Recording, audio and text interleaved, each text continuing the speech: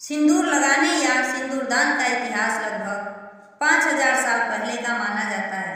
धार्मिक और पौराणिक कथाओं में भी इसका वर्णन मिलता है, जिसके अनुसार देवी माता पार्वती और माँ सीता भी सिंदूर से मांग भरती थी। ऐसी कहा जाता है कि पार्वती अपने पति शिव जी को बुरी शक्तियों से बचाने के लिए सिंदूर लगाती थी। माँ सीता अपने पति राम की लंबी उम्र की कामना तथा मन की खुशी के लिए सिंदूर लगाती थी। महाभारत काव्य में द्रौपदी नफरत और निराशा में अपने माथे का सिंदूर पोंछ देती थी। रामायण में एक प्रसंग आता है जिसके अनुसार एक बार हनुमान जी ने सीता को सिंदूर लगाते हुए देखा। हनुमान जी को माता सीता के केसरिया सिंदूर का कारण समझ में नहीं आया। उन्होंने सीता माता से इसका कारण पूछा। तब सीता माता ने कहा, इसे मांग में लगाने से प्रभु श्री राम की आयु बढ़ती है।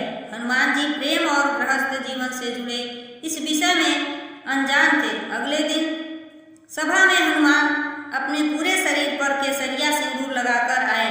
यह देख सभी लोगों को हैरानी हुई।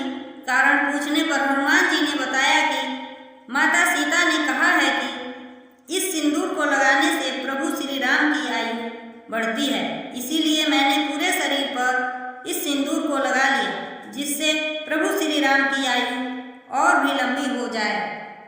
एक अन्य मान्यता भी है कि लक्ष्मी का पृथ्वी पर 5 स्थानों पर वास है। इनमें से एक स्थान सिर भी है। इसीलिए विवाहित महिलाएं मांग में सिंदूर भरती हैं, ताकि उनके घर में लक्ष्मी का वास हो और सुख समृद्धि आए। सिंदूर का चलन भले ही पौराणिक समय से रहा हो, लेकिन तब से आज के आधुनिक युग तक इसका सबसे बड़ा महत्व एक स्त्री के लिए उसके पति की लंबी उम्र की कामना और विवाहित होने के दर्जे से ही है।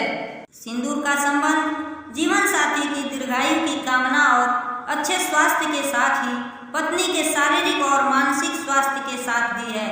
मांग में सिंदूर भर जाने के बाद एक स्त्री का नया जन्म होता है। इस नए जीवन के साथ उसको नई नई जिम्मेदारियां और दायित्व विरासत में मिलती है। कहते हैं कि सिंदूर